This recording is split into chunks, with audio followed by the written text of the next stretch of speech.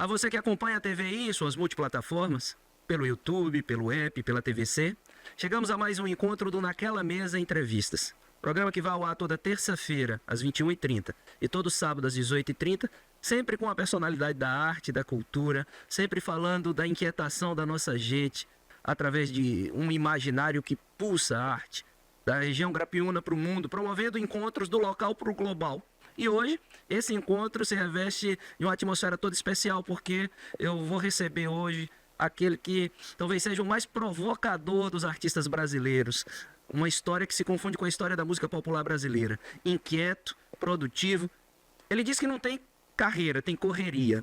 E do alto de mais de 80 anos de vida e de mais de 5 décadas de história, continua efusivamente produzindo, mobilizando, proporcionando encontros e, acima de tudo, provocações, inquietações, instigando a mente brasileira a pensar. Estou falando com o professor, o mestre Jardes Macalé. Mestre, muito obrigado, Paulo, seja bem-vindo. muito obrigado pelo convite. Estamos aqui nessa mesa para conversar, para falar tudo que a gente tem que falar, até o que não tem que falar, digamos assim. Mestre, eu vou colocar uma foto. Cássio, põe para mim essa primeira foto e eu vou lhe perguntar o que, que o senhor diria para esse rapazote que vai aparecer aí na foto. Esse rapaz, pô, que rapaz educado, que rapaz simpático e bem, como se é, bem vestido, etc. Eu diria para ele desbundar, porra. Para ele se avacalhar um pouco e entrar no mundo com o pé direito, esquerdo, com os dois pés. É um bonito rapaz. Esse rapaz aí, pela gravata borboleta, ele tem futuro. Esse rapaz imaginava que ia imortalizar canções da voz de Maria Bethânia, Gal Costa, dele próprio, que seria parceiro de gente como o Ali Salomão, como o Capinã, que ia compor. Jamais imaginaria. Esse rapaz estava no caminho do bom comportamento, do menino, como eu digo, esse menino nunca imaginaria que teria nascido aos 15 anos, nasceria em Gotham City, com José Carlos Capilã. Né? Esse menino é um bom menino. Esse é um cara legal.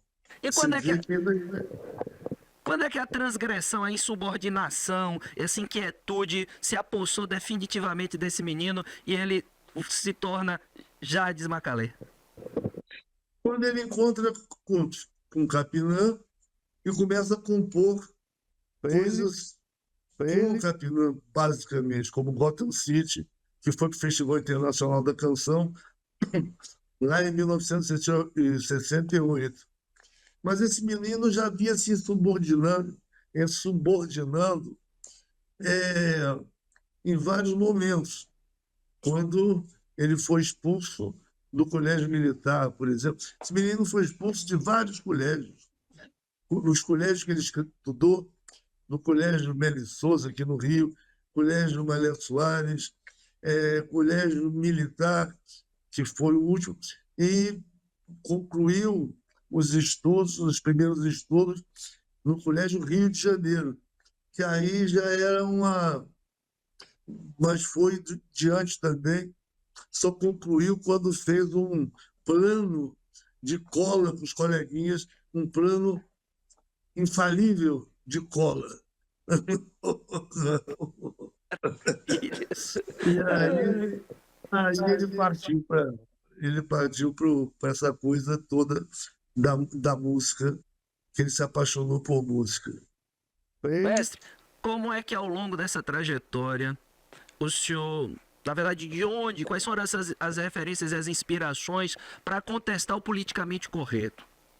Para entrar de sola nessa pasteurização da arte, essa coisa mercadológica que o senhor contesta como, acho que com a principal voz, né, de contestação dessas estruturas que vão limitando. Desde muito, quando comecei a me sentir justamente limitado dentro dos contextos que apareciam. não é? Que como se para fazer música era necessário fazer uma coisa muito igual, parecido, para entrar para tal no negócio do mercado. Para entrar no mercado, tinha que fazer uma música igual o que já tudo já estava sendo feito e tal. Não, eu queria fazer a minha música, a minha expressão, o meu trabalho. Nada, uma coisa normal. Um cara que começa a descobrir música, que música é uma coisa infinita. Então, eu comecei a descobrir que música era uma coisa infinita. E tinham várias formas de fazer música, não era uma forma só, é, que parecesse igual a tudo. Né? Então, eu quis fazer a minha música.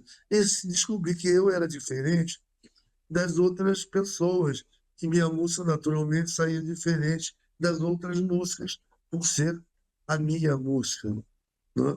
Então, e não é nada extraordinário. A música é música.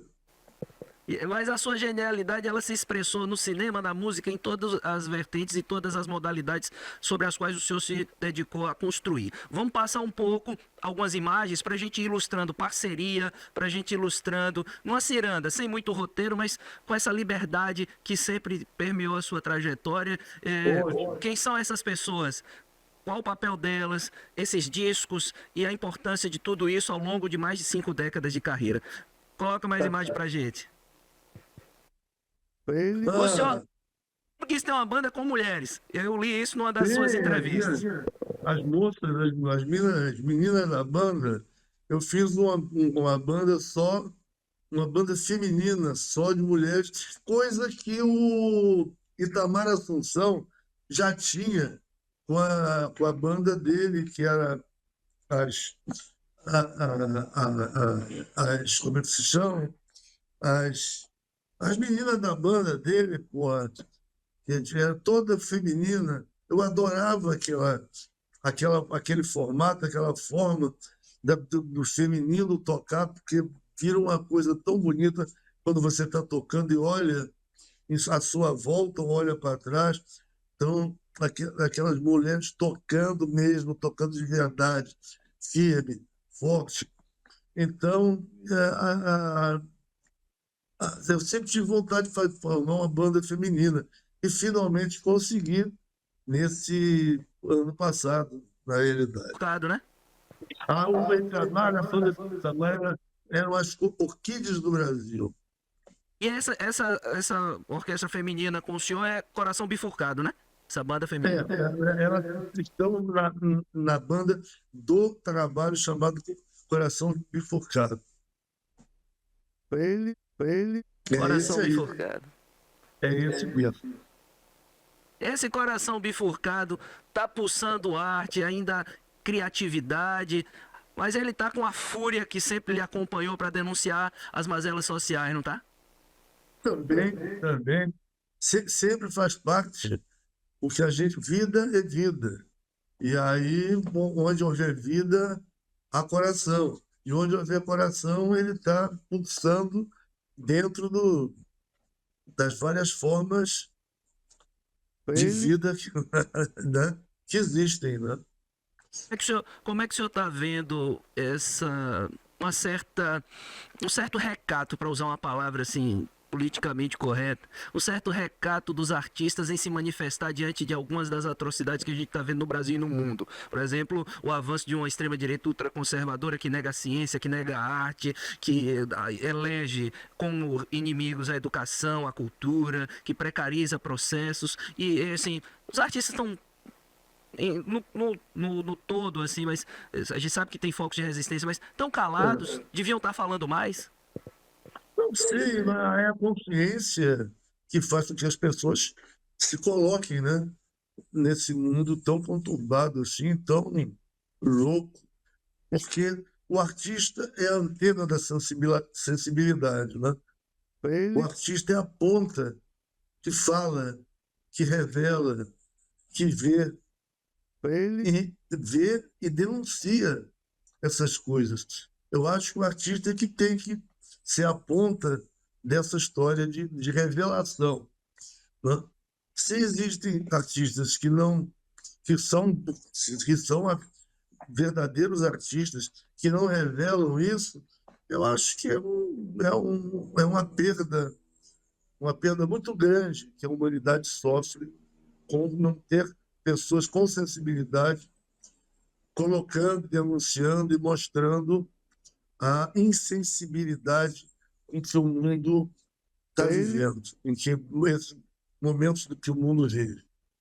É verdade. E eu faço essa pergunta a partir dessa análise dos períodos históricos da arte e sobretudo da Sim. música brasileira, né? A década, o período de 1960, aquela efervescência, pulsação, festivais, logo em seguida o exílio, e aí o senhor vai para a Inglaterra gravar com Caetano e depois a pulsação continua. Parece que quando a gente encontra esse período de redemocratização e agora esse período em que as coisas estão retomando a normalidade depois daqueles 4 anos terríveis que nós vivemos, parece que a coisa vai deixando as pessoas num lugar de conforto e comodidade, só que esse tecido social continua esgarçado, as desigualdades continuam por aí, e eu estou de acordo contigo. A arte precisa ser essa antena e precisa reverberar o lugar de uma sociedade, um modelo de sociedade mais justo e outro modelo de sociedade para nós vivermos. Vamos ver mais imagem?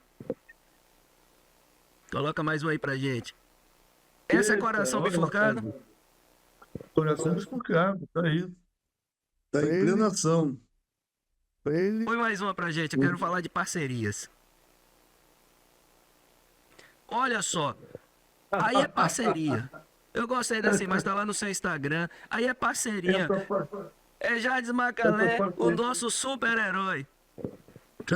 É uma parceria com Batman, Superman e aí já e eu mesmo. Essa coisa Seria com muito a engraçada. irreverência, né? É total, total. Eu gosto de misturar as bolas, né? Aí mistura Batman com Superman, ou não sei, com sei lá o quê. É muito engraçado.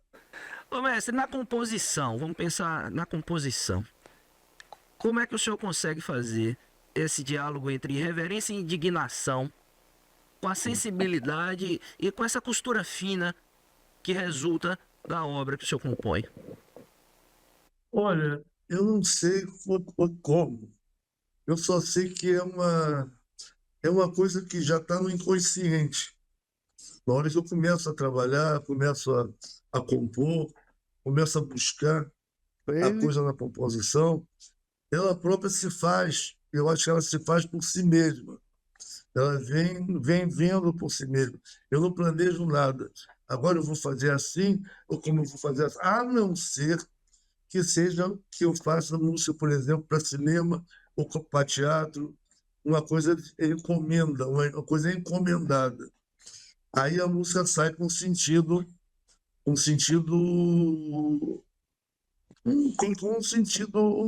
definido, né? É para isso, é para aquilo, tal. Agora, a música em si, quando ela vem naturalmente. Ela vem como um rio correndo no leito, né? Ela vem eu diria, ela flui normalmente, né? Agora, depois vem a intenção. A intenção vem na interpretação, né? E vem no arranjo, vem no pensamento. O disco de 1972 é um marco na música brasileira. Contextualiza pra gente essa construção, desde das composições até o trabalhar dessa obra. Bom, esse disco é engraçado. Esse disco foi feito de uma forma bem econômica, porque eu não tinha condições, nem ninguém me deu condições, a gravadora não deu condições para que fizesse um disco mais elaborado nesse sentido, de orquestrações, e botar mais músicos, etc. E tal. Então eu convidei meu amigo Tuti Moreno, baiano, convidei meu amigo meu amigo, é, o guitarrista, olha só, viu? Olha como é que as coisas são. Traído Eu pela amo. memória, mas a gente Claro, entende. Lene Borges, é o Lene, pô. Meu querido Lene, pô.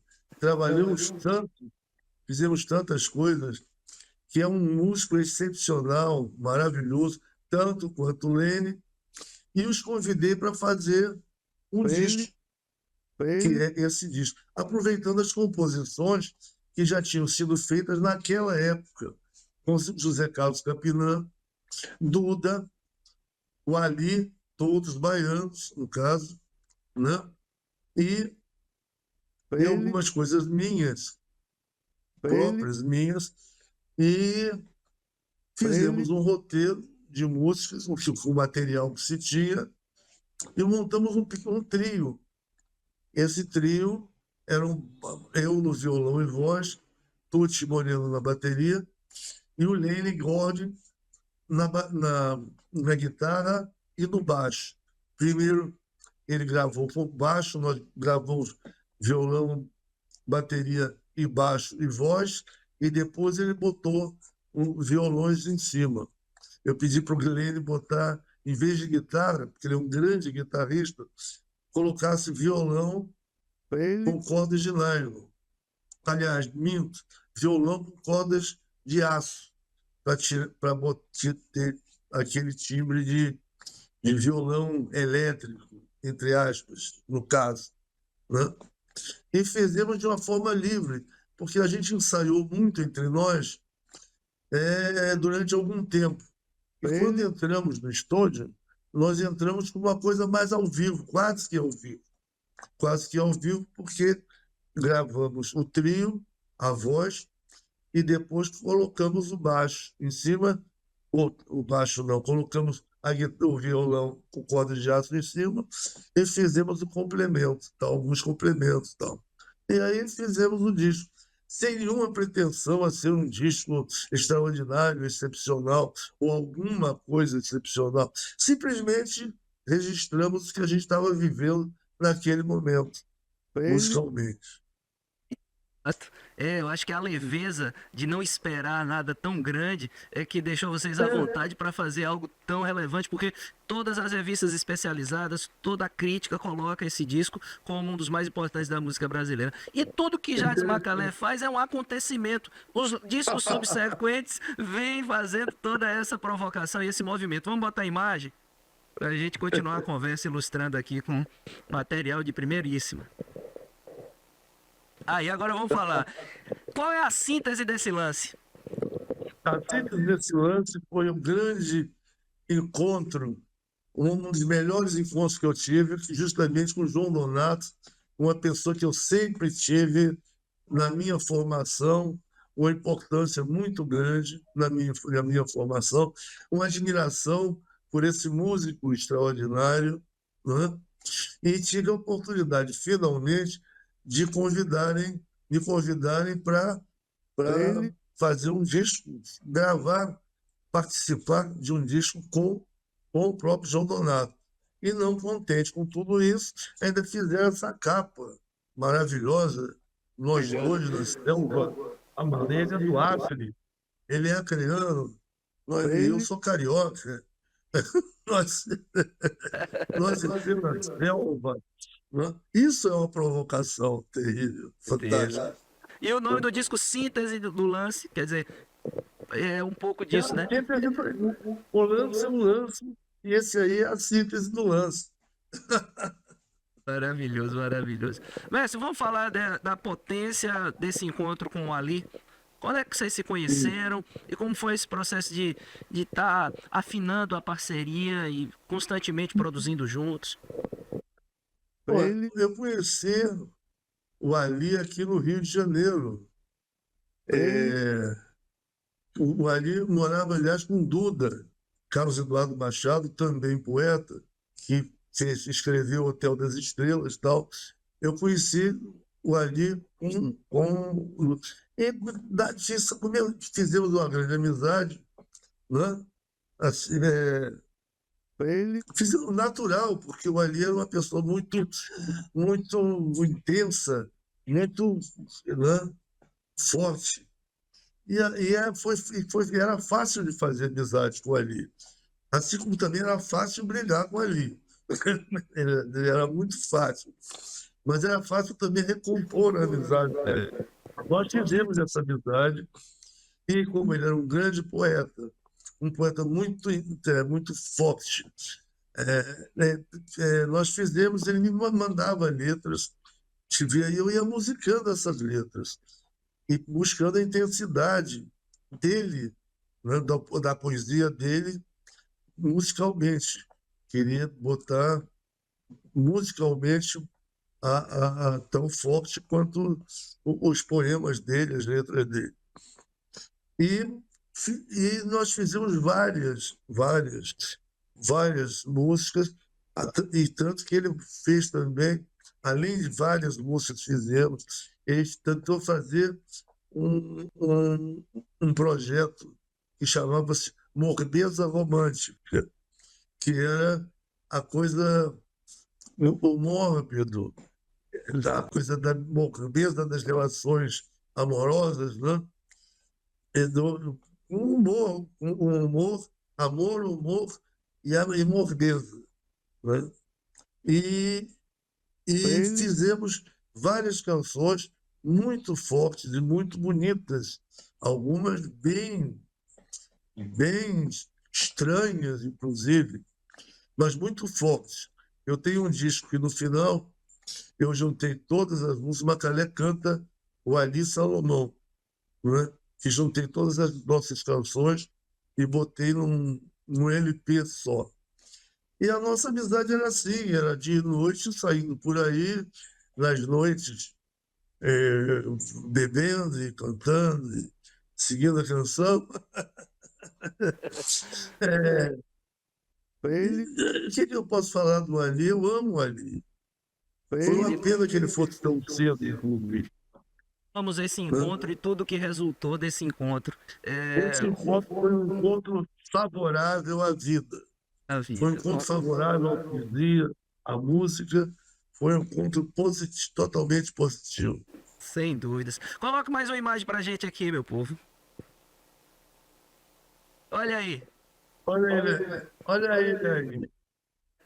Olha Era só. isso que eu estava Eu acho falando. que esse nome Real Grandeza, de fato, apesar de serem pessoas extremamente humildes e nada megalomaníacos, retrata humildade potencializando o encontro. Isso é um encontro de real grandeza. Duas majestades aí. A Real Grandeza é a rua que tem aqui no Rio. Então chama-se Rua Real Grandeza. E o Ali adorava naturalmente essa coisa da real, a real grandeza. Ele lia essas palavras como poeta, né? Moro na Rua Real Grandeza. Nunca moramos na Rua Real Grandeza, mas ele adorava o fato de existir uma rua chamada Rua Real Grandeza, que, aliás, a Rua Real Grandeza aqui no Rio dá no cemitério São João Batista, cemitério Pra mais mostrar famoso. pra gente onde é que nós vamos parar, né, velho? É isso aí, a Rua Real A grandeza é Grandeza. a morada eterna. Ai, que É isso coisa aí. boa. Mestre, o senhor é amado pela juventude.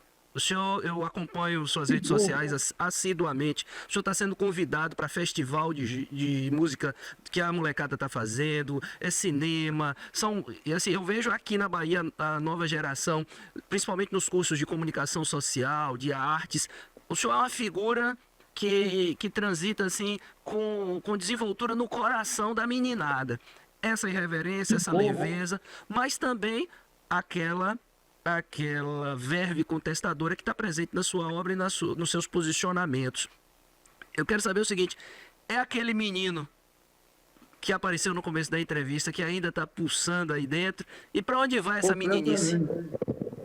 Claro, aquele menino continua dentro. Já meio sem gravata borboleta, mais relaxado, assim, menos pose de menos posudo, digamos assim, mais relaxado na vida, mais Mas a proposta é a mesma. A proposta é viver intensamente, poeticamente. E sempre que puder, contestando o contestável. Que, aliás, é tudo. Vê mais imagens? Vamos lá, vamos ver se a gente tem mais imagem aqui. Não sei se aí. Vida longa e próspera para Jades Macalé, para a música brasileira e essa E irreverência. para todos nós, se possível, Dr. Spock. Coisa boa. Dr. Spock. Volta para mim aqui. Eu vejo Star Trek até hoje. Até hoje. Aqui, né? Como é que o senhor tem visto o papel das redes sociais, né, no processo de diálogo entre o artista e o público e também o desafio da inteligência artificial no processo criativo? É o desafio, é uma limitação? Como é que o senhor está enxergando essa revolução tecnológica no campo das artes? Eu acho que a inteligência artificial existe porque nós existimos, né? Porque a nossa inteligência existe para criar uma inteligência artificial, no caso, que bem diz, é artificial, não é a inteligência original, né? Mas essa inteligência existe. Eu acho ótima essa inteligência, que nos facilite várias coisas que nos limitam. Agora, o perigo, eu acho, é torná-la indispensável, como se ela fosse a grande inteligência que nós criamos, que essa grande inteligência tomasse o nosso espaço como inteligência natural. Eu acho que é uma fantasia do ser humano que ela seja maior do que nós, né? Nós a criamos e, portanto, temos que conviver com ela. Mas nós somos os criadores dela. Isso é fundamental, não esquecer disso. Pensar que nós, por mais que eles possam fazer peles artificiais, o arrepio da pele que a gente sente, que inspira poesia, só nós humanos é que vamos fazer. É claro, é claro. Só nós humanos é que sentimos isso. Agora, o destino que nós damos às nossas máquinas, somos nós que damos. Nunca esqueçamos disso também. Verdade. Mestre, os escassos 30 minutos da nossa conversa vão chegando ao fim. Eu queria pedir. Eu queria ficar aqui toda conversando com o senhor não tem a dimensão de quanto o apresentador largou qualquer comedimento para estar aqui na condição de fã. Tenha certeza disso. Não, agora que eu queria lhe dizer, desde o princípio, que você deixasse esse senhor para lá e botasse você no lance. Então, mestre, para você, falando, Muito obrigado. enfim, para você, falando com um jovem ou uma jovem que está pegando o violão pela primeira vez, ou que está se dedicando à poesia, que está se dedicando ao teatro, o que é que o senhor diria para essa meninada que lhe tem como referência e que está buscando a arte agora, como caminho de vida? Não desista, insista. Tem momentos que você acha que você não vai conseguir fazer o que você acha que deve fazer, o que você quer, ou você acha que quer. Portanto, nunca desista, insista. A arte é uma função libertadora. A arte é liberdade. Portanto, lute pela sua liberdade. Crie a sua liberdade. Mestre, muito obrigado. Obrigado a você, companheiro. Reiterar aqui o nosso convite para quando estiver pela Bahia, dar uma passada aqui no sul da Bahia. Nós estamos na região do Cacaueira, de Jorge Amado. Venha nos ver. Quero deixar aqui o convite para que em projetos futuros nós possamos conversar novamente aqui no nosso modesto programa Naquela Mesa, mas que lhe tem muito carinho, lhe tem muito respeito e gratidão pela sua obra, pela sua trajetória. Muito obrigado. Muito obrigado. Quando puder, me chame. Eu estarei aqui sempre à sua disposição. Maravilha. A você que acompanha a TVI em suas multiplataformas, eu acabo de falar com o grande mestre Jardes Macalé, os mais importantes nomes da música popular brasileira. Nosso programa, você já sabe, vai ao ar toda terça-feira às 21h30, todo sábado às 18h30 e é especialmente feito sempre para você.